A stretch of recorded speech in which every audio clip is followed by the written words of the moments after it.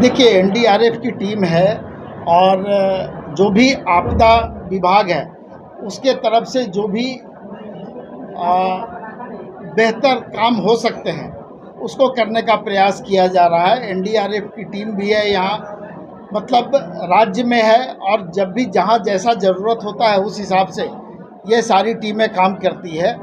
सूचना जैसे जैसे मिलता है उस हिसाब से सरकार उस पर आगे काम करती है। लेकिन सर सूचना तो 3 दिन पहले डीसी महोदय द्वारा सरकार को दी गई, लेकिन अभी आप देख लें कि कैसे कार्रवाई हो रही है, आपको अभी समझ में आ जाएगा। क्या सोनू के परिवार को न्याय मिलेगा? बिल्कुल मिलेगा, क्यों नहीं मिलेगा। हर उस व्यक्ति का जो पीड़ित है, शोषित है, वंचित है, उसको न्याय मिलेगा और इसी सरकार में हेमंत सोरेन जी के नेतृत्व में मिलेगा और झारखंड मुक्ति मोर्चा और गठबंधन की सरकार में ही मिलेगा। तो कब तक टीम पहुंच जाएगी सर इसको? नहीं, मैं अभी पता कर लेता हूं और फिर उसके बाद उसकी सूचना आपको। अच्छा, बिहार में सर चुनाव है, झारखंड हम लोग वहां बैठेंगे, गठबंधन के साथियों के साथ में बातचीत करेंगे और उसके बाद तय होगा कि झारखंड मुक्ति मोर्चा कितने सीटों पर चुनाव लड़ेगी। गठबंधन में जो भी हमारे सहयोगी साथी हैं, जो भी दल हैं, हम लोग मिल करके इस पर निर्णय लेंगे और 7 तारीख को हम लोगों की बैठक है पटना में गठबंधन के साथियों के साथ। उसमें तेजस्वी यादव जी भी रहेंगे, कांग्रेस पार्टी के वहाँ पर जो प्रभारी हैं वो भी रहेंगे और वाम दल के जो भी हमारे साथी हैं वो भी रहेंगे। उन लोगों के साथ में हम लोग बैठेंगे और फिर हम लोग निर्णय लेंगे। लेकिन झारखंड मुक्ति मोर्चा बिहार में चाहता है कि गठबंधन मजबूती के साथ चुनाव लड़े, गठबंधन के लोग ज़्यादा से ज़्यादा जीत करके आएँ और गठबंधन की सरकार बिहार में बने। धन्यवाद। कुछ काम जो निर्वाचित होंगे सदस्य उनके ऊपर भी रहने दीजिए। तेजस्वी यादव जी के नेतृत्व में वहाँ पर चुनाव लड़ा जा रहा है और बाकी जब चुनाव संपन्न हो जाएगा तो जो भी वहाँ पर सदस्य जीत करके आएंगे उनकी जिम्मेवारी होगी कि वो अपना नेता चुने और राज्य का मुख्यमंत्री बनाए। कांग्रेस भी नहीं बता रही है सर, आप भी नहीं बता रहे। मैंने तो आपको स्पष्ट कहा कि तेजस्वी यादव जी के नेतृत्व में बिहार में हम लोग चुनाव लड़ रहे हैं, लेकिन कुछ काम जो माननीय विधायकों का है वो विधायकों पर ही हम लोग छोड़ दें तो ज़्यादा बेहतर होगा। अच्छा, आप लोग का मांग सर 12 से कितने सीट तक लास्ट तक आप लोग? देखिए, अलग अलग जगहों पर खबर आई है, चाहे मीडिया में हो, अखबार में हो। हमने बिल्कुल स्पष्ट शब्दों में आपको कहा कि गठबंधन के साथियों के साथ में बैठक है। हम बैठक में अपनी बातों को रखेंगे और जो भी निर्णय होगा उस निर्णय से आप लोगों को अवगत करा दिया जाएगा। कि किसी भी पार्टी को कहीं भी मजबूत बनाने के लिए 2-3 जो महत्वपूर्ण चीज़ें हैं उसकी आवश्यकता होती है। पहला होता है कार्यालय, फिर कोष, फिर कार्यकर्ता।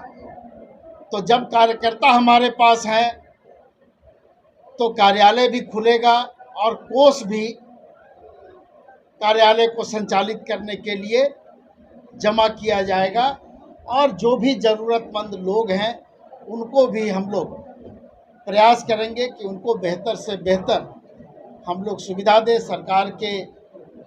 सरकार की जो योजनाएं हैं उसका लाभ उन तक हम लोग पहुंचाएं। इन्हीं कार्यकर्ताओं के माध्यम से हम सरकार के कार्यक्रमों को बेहतर ढंग से संचालित भी करेंगे। सरकार के द्वारा, पार्टी के द्वारा जो कार्यक्रम चलाए जा रहे हैं उसका लाभ भी हम लोगों तक पहुंचाने का काम करेंगे। आने वाला समय में लोकसभा में प्रत्याशी को उतारा जाएगा?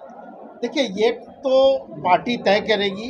अभी पार्टी ने जो जिम्मेवारी हम लोगों को सौंपी है, हमारे साथ पार्टी के महासचिव फागू बेसरा जी हैं, पार्टी के कार्यकारिणी समिति के सदस्य संजीव बेदिया जी भी हैं, जिलाध्यक्ष भी यहाँ बैठे हुए, केंद्रीय समिति के सदस्यगण भी हैं, पंकज जी हैं, मनोज चंद्रा जी हैं और भी हमारे साथी यहाँ पर उपस्थित हैं। सबका नाम हम नहीं ले पाएंगे, लेकिन ये लोग जिम्मेवार लोग हैं और ये लोग बेहतर ढंग से इस जिले में संगठन को मजबूत करेंगे और उसके बाद पार्टी निर्णय लेगी कि हम लोगों को आगे क्या करना है, नहीं करना है।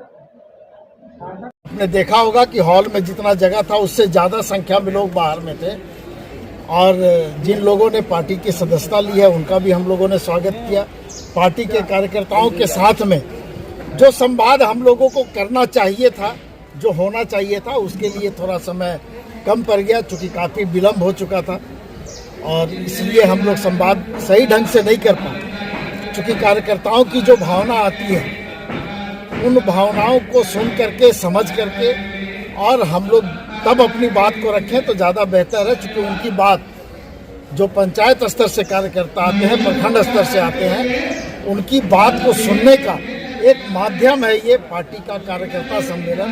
और इस सम्मेलन के माध्यम से हम लोगों ने यह गुजारिश किया है कार्यकर्ताओं से, उनको निर्देश भी दिया है कि पार्टी के संगठन को पंचायत स्तर से लेकर के हम जिला स्तर तक कैसे मजबूत करेंगे।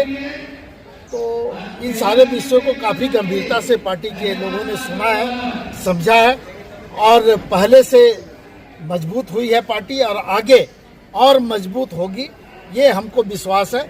और उसी विश्वास के साथ आज हम लोग यहाँ से फिर विदा ले रहे हैं। सर, गुटबाजी पे आपने पूरी तरह से संदेश डाला अपने कार्यकर्ताओं। गुटबाजी का जो सवाल मैंने उठाया वो मतलब ये था कि हम लोग सभी लोग झारखंड मुक्ति मोर्चा के सिपाही हैं और न विनोद पांडे का कोई आदमी है, न फागू बेसरा का कोई आदमी है, न संजीव बेदिया का आदमी है कोई, न कोई नीलेश जी का आदमी है। जो भी लोग हैं वो झारखंड मुक्ति मोर्चा के लोग हैं और हम लोग माननीय शिबू सोरेन जी के और हेमंत सोरेन जी के आदमी हैं और उसी पश्चिम पे पार्टी के कार्यकर्ताओं को भी चलना है। कई कार्यकर्ता देखिए, एनडीआरएफ की टीम है और जो भी आपदा विभाग है उसके तरफ से जो भी बेहतर काम हो सकते हैं उसको करने का प्रयास किया जा रहा है। एनडीआरएफ की टीम भी है यहाँ, मतलब राज्य में है और जब भी जहाँ जैसा ज़रूरत होता है उस हिसाब से ये सारी टीमें काम करती है। सूचना जैसे जैसे मिलता है उस हिसाब से सरकार उस पर आगे काम करती है। लेकिन सर, सूचना को 3 दिन पहले डीसी महोदय द्वारा सरकार को दी गई, लेकिन अभी आप देख लें कि कैसे कार्रवाई हो रही है, आपको अभी समझ में आ जाएगा। क्या सोनू के परिवार को न्याय मिलेगा? बिल्कुल मिलेगा, क्यों नहीं मिलेगा। हर उस व्यक्ति का जो पीड़ित है, शोषित है, वंचित है, उसको न्याय मिलेगा।